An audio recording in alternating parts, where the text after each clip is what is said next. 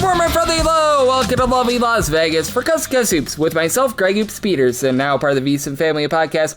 We've got an excellent podcast for you as we're going to be joined in a few minutes by our good friend Ryan McIntire. He does such great work over at the Sports Gambling Podcast Network. We've got a lot to talk about with these court cases that are currently looming, these rosters that are just moving around left and right, and we also have to talk with him about the landscape of the Big 12. Now that Cincinnati has MJ Collins available, I think that that's big. Texas Tech, they sign on Jamichael Stillwell as well, so we'll be looking at those moves. I have to pose the question, is Kansas a team that is really going to be towards the top of the Big 12 this year, or is it going to be more of what we've seen the last few years out of them? So we're going to be chatting about that and so much more. I also have to address whether or not we're going to see the cards for the big men that get the fifth year of eligibility, which one is going to have a little bit more of an impact this season. If you do have a question, comment, segment idea, what have you for this podcast, you do have one or two ways we offer those in. First one is my Twitter/X timeline at gunit_D1. Keep in mind, RCM, naming does not matter, so as per usual, please do send these into the timeline. Other ways, find an Apple Podcast review. If you rate this podcast 5 stars, it's very much appreciated. And then from there, you're able to fire in whatever you'd like to hear on this podcast via that 5-star review. Do beg with you, do plead with you, please do send in these Twitter/X questions. Lets me know a little bit more of what you want to hear on this podcast in the off-season, how I'm going to be able to get you guys set for what I think is going to be the greatest college basketball season of all time. And do be mindful, these conference preview podcasts, they do continue to roll along. We're going to be going with the Missouri Valley Conference and the MEAC here within the next week or so, certainly with the Missouri Valley Conference within the next, I would say, 3 or so days. So be on the lookout for that. And I do want to make sure that you guys are getting great evergreen podcasts with those. So I was holding off these last few days while we've been trying to sort things out with the court cases and so much more. But one thing that we don't need to sort out is whether or not we're going to get great information from our good friend Ryan McIntire. He is so good with his coverage of college sports in general over at the College Experience on the Sports Gambling Podcast Network. He does that with our good friend Kobe Dant. He also does a great job with the Ryan and Rush show that is all dedicated to West Virginia athletics. You're able to follow him on the old Twitter/X at Moneyline_Mac, spelled M-A-C on Mac. And Ryan, it's always a pleasure, my friend. Thank you so much. Greg, appreciate it, man. Almost done with July. We are almost done with July, and typically we're just looking forward to games, and I'm sure that you're much like myself, you're looking forward to games, but just how have you taken a look at this last month in college basketball? Because typically this is when we're able to be like, oh, it's this roster, it's that roster, where we should be putting West Virginia in terms of the projected order of finish in the Big 12, and I feel like it's just really hard to project forward right now because we have no idea what these rosters might look like in the next few weeks with so many pending court cases. Yeah, it's definitely different because you think at the end of the summer semester, you head into the fall, you should know what your team looks like. But in the crazy year of 2026, the court cases keep coming and going. And I mean, if you're a smart man, you probably should bet against the NCAA because they don't really win court cases. They are the Washington Generals of the court system, my friend. I always will coin that term. They are the Washington Generals of the court system. Yeah, absolutely. They get their butt kicked in court.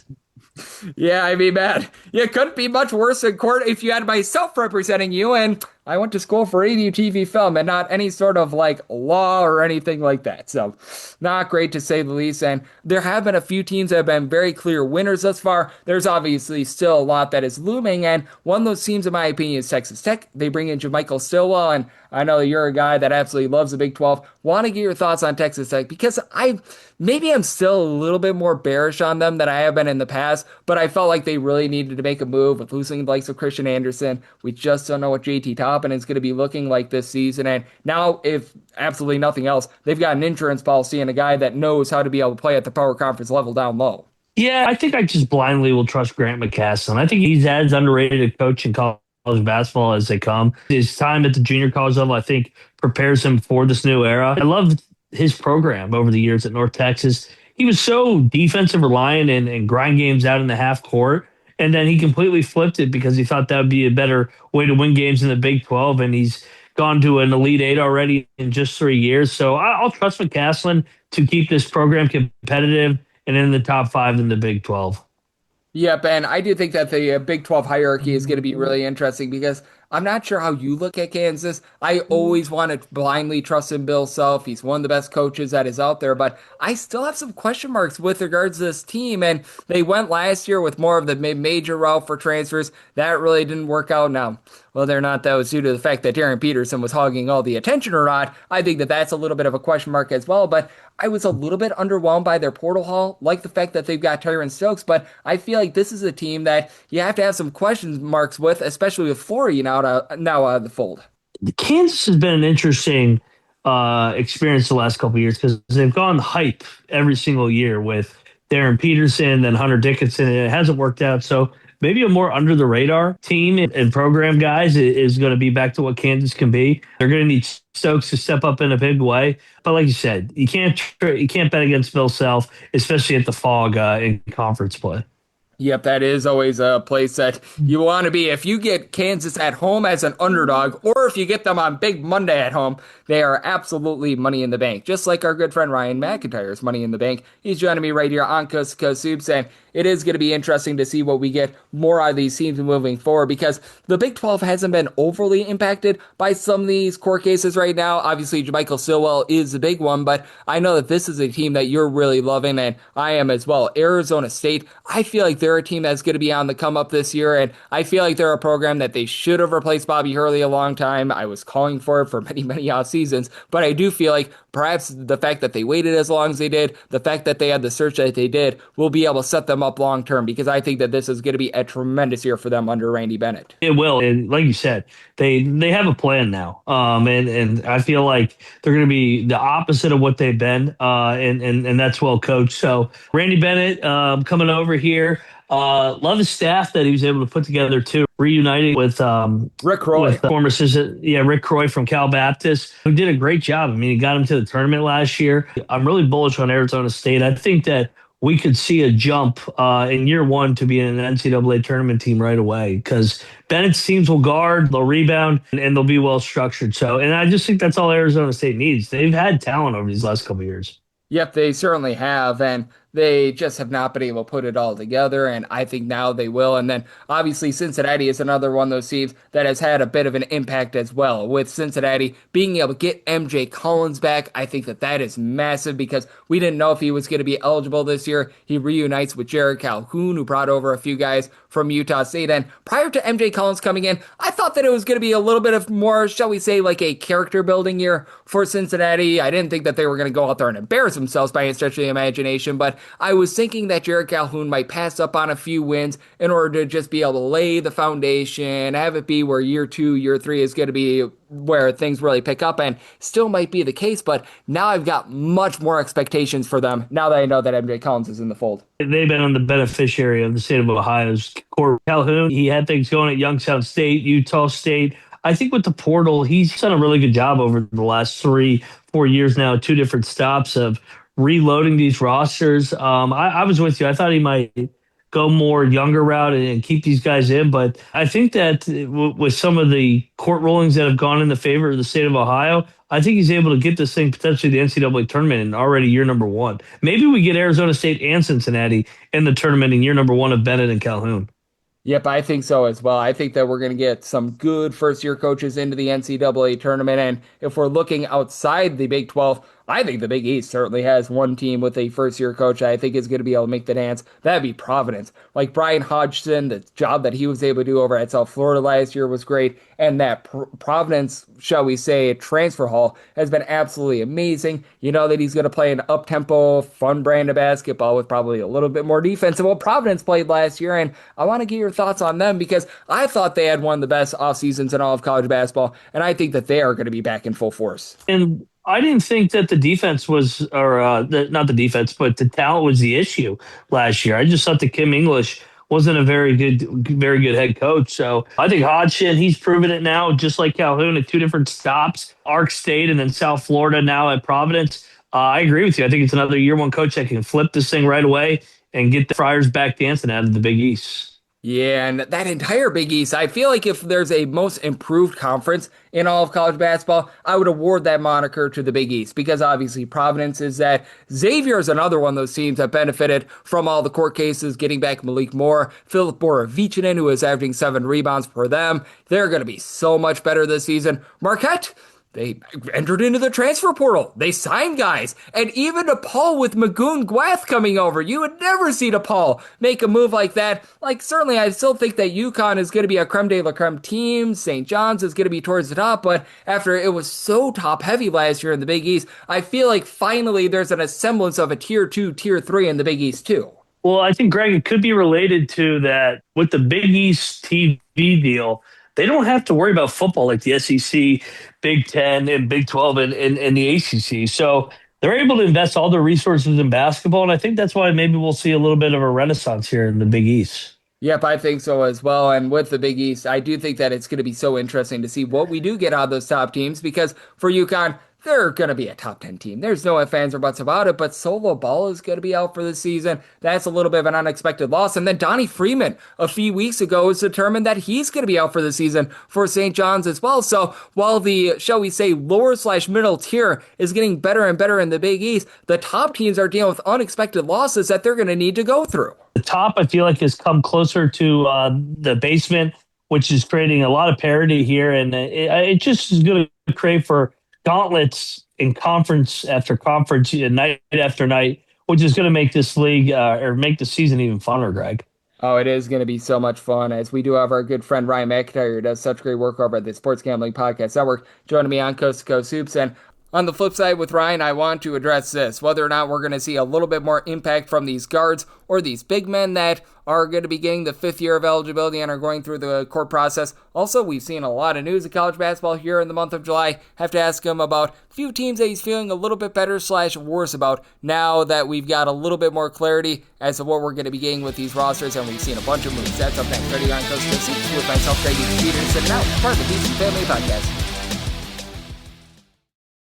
Side edge this college basketball season? Well, VSiN experts use CBB Analytics, the most comprehensive college basketball analytics platform in the world. See injury impact, on and off data, clutch time performance metrics, first versus second half splits, and so much more. Utilize the promo code of VSiN, that is VSIN, to get $30 off and find your betting edge over at cbbanalytics.com. That is cbbanalytics, all one word.com. For anyone that is new to VSiN, well, I wish you a friendly hello. This is an attention to anyone that is new to VSiN because you're able to get some free stuff with our daily newsletter. It's a great way to catch up on everything that's happening in the sports betting world. It's delivered straight to your inbox every single morning. VSiN's newsletter offers picks, data, strategies for the day's betting menu, and so much more. Sign up for free today over at VSiN.com/newsletter. That's VSIN.com/newsletter, and start receiving your free newsletter tomorrow morning. That is VSIN.com/newsletter. Stay ahead of the game and bet smarter with VSiN. We're back here in lovely Las Vegas for Coast to Coast Hoops with myself, Greg Peters, and now part of the VSiN Family Podcast. Always great to be joined by Ryan McIntire, who does such amazing work over at the Sports Gambling Podcast Network, looking at this great game that we all know and love of college basketball. He and Kobe Dant over on the College Experience also doing a great job breaking down everything that we're seeing with these FBS football teams as well, getting you set for foosball season. You're able to follow him on Twitter/X at Moneyline_Mac, spelled MAC altogether. And Ryan, we talked a lot about the Big 12 and the Big East, but how about if we go a little bit more broad? And I want to bring this up with you. We are seeing these court cases coming out, and there's a lot of interesting names, especially in the California one. Like Donovan Dent is one of those guys. He decided to come out of retirement just very, very conveniently after Gonzaga had their guy Mario Saint-Sapri go over to Spain. I wonder if we can tie those two together, but I mean, he's on that case. We've got Jackson Kaler on that case. He was rock solid over at Michigan State for a very, very long time. I take a look at a guy like a Duke Brandon, who was very good over at Villanova last year, and I want to get your thoughts here as to whether we're going to be seeing the big men make a little bit more of an impact or the guards, because I do think that these guys, like a Brandon, for example, I think he's going to do a little bit more than some of these guards that might get that 5th year of eligibility. Yeah, the Donovan Dent thing, hilarious. So, but like the Zags are roster proof. I mean, Few is one with guard oriented teams. He's one with big oriented teams. He's just a really good ball coach. And I think that now headed into the Pac-12, really interested to see this new look where they're going to be tested more night in and night out. And I think that's a good thing and going to bode well for them come March. Yep, I think so as well. And I do think that the new Pac 12 is going to be interesting because we're talking a lot about first year coaches in this podcast. And I mean, it was unintentional, but I feel like it's so good that we are doing so because Oregon State is another team that I feel like is really going under the radar. Under Wayne Tinkle, you could tell that had just run its course, that he just really wasn't getting the program where they need to be, and he was riding the coattails of that really, really nice Elite Eight run. But I love the haul that they've had here in the offseason. They really went big, and having a guy in Justin Joyner was such a big part of that Michigan title run. I think Oregon State right away might be one of the better teams out there in the Pac-12. I mean, I thought Tink got a tough deal, especially with getting him to the Elite Eight, and he won 20 a couple of years ago. But a new era here in Oregon State. I mean, they have been good in basketball. It's going to be interesting to see with the revival of the Pac-12 here now. Yep, it is going to be. And I want to leave this one a little bit open-ended because we've had a lot come out over the last few weeks. Like, typically when I ask you teams that you're feeling bullish/bearish on, it becomes the same 2 or 3 teams because we've had the same rosters for a long time. Now we've got rosters changing every single day in the month of July, which you don't expect that. But is there a few teams that you're now feeling a little bit more differently about than you did towards the beginning part of the offseason with some of what we've seen over the last few weeks? And perhaps a coaching change or two. Yeah, I think maybe being closer to the situation, boots on the ground. I'm really liking the Mountaineers and Ross Hodge year number 2. I like the portal gets. Sadler, the freshman, I think is really, really good. Pieces fit nicely. I think they're just going to be more explosive offensively this next year, and they're going to be able to play a little bit faster than they were in year number 1. Yep, I think so as well. And with your Mountaineers as well, how do you feel about them also benefiting from these court cases as well? Because if I'm not mistaken, they had a guy or two in there, and they might have 1 or 2 more that might be trying to be able to get some eligibility as well, because they were set to lose darn near everyone from a season ago. Now there's that added chemistry from a team that did make a little bit of a charge in that Crown tournament. They are waiting on, the big one's going to be Brendan Lorient, who was a 5th-year guy, came over from North Texas. So, like you said, it's hard to project some of these rosters. I know you're doing your conference previews. We're not even starting that till September, and that may be too early, to be honest, just with all these moving pieces. Yeah, it's absolutely wild. The good news is I go with the low/mid majors first. Like, we're probably not going to see a lot of guys from the America East, something like that, be able to get an extra year of eligibility. Like, if I were trying to do, say, the Big 12 right now, it would already be obsolete. Even the Atlantic 10, it would already be obsolete because I'm not sure how you take a look at things. I don't think a lot of these guys are going to be going to mid-major schools where they'd be making a little bit more than they would at, like, a desk job or something like that. I think most of these guys are suing for a 5th year of eligibility. They're going power conference and they're going for the bag. Yeah, it's all about the bag. And that is the dynamic, too, that is so hard to project now with turnover roster after turnover roster, guys making millions of dollars more than they ever have. So it's a different dynamic. I definitely want to see teams play before you really and get a little bit of a sample size. Yep, absolutely. And it is going to be very important to be doing that because this might be one of the most unpredictable college basketball seasons of all time. I feel like I say that every offseason, but a man that is helping us get a little bit of clarity in what is a very, very weird and unclear situation. That'd be you, Ryan. You and Kobe Dant do such a great job over at the College Experience over on the Sports Gambling Podcast Network. You do a great job with the Ryan and Rush show as well, and so much more. So love the good people at home. Know it's all on tap for you and how people can follow along on social media and other platforms. Yeah, appreciate it, Greg. We're in the middle of 138 team preview, so we're in the dog days here. We're putting our head down, ready for college football season. Then we'll get going on college hoops previews, and then the tour will begin first week of August. So looking forward to that, and it's going to be a great rest of the summer into Labor Day weekend, Greg. It is going to be because we've got a lot that is happening right now. We're going to be seeing movement within the next few weeks with these rosters as these court cases come to a head. And our good friend Ryan, he does such a great job on so many different fronts, not just college basketball, but college football, college baseball. If it's anything, the college experience, including going to dive bars, which I'm all for that. Like, I do beer reviews. So we are all for the Ryan McIntire Twitter/X feed that shows him out and about. He does an absolutely excellent job of giving you the college experience. So big thanks to Ryan for joining me on Coast to Coast Hoops, now part of the VSiN family of podcasts. And if you do like hearing from this fine podcast, Coast to Coast Hoops, you're able to subscribe wherever your podcasts, Apple Apple Podcasts, Google Play, Spotify, Stitcher, and TuneIn. If you have a question, comment, segment idea, what have you for this podcast, you do have one of two ways to be able to fire those in. First one is my Twitter/X timeline at gunit_81. Keep in mind, letters EM, they mean does not matter. So, as per usual, please do send these into the timeline. And the other way is via an Apple Podcast review. If you rate this podcast 5 stars, it's very much appreciated. From there, you're able to fire in whatever you'd like to hear on this podcast via that 5-star review. I'm with you guys every single day on this podcast. We're up to over 2,425 straight days without a missed podcast, so you're going to be able to bank in on that. Conference previews are going to be back in the next few days. I plan on doing the Missouri Valley Conference and the MEAC here in the next 4 to 5 days, so I've got you all covered there, and I'll be with you guys for picks and analysis on every game every day once we're back in season, and I'm going to try to make this the greatest college basketball season of all time. So I appreciate you tuning in today, and I'll be back with you once again tomorrow. Thank you.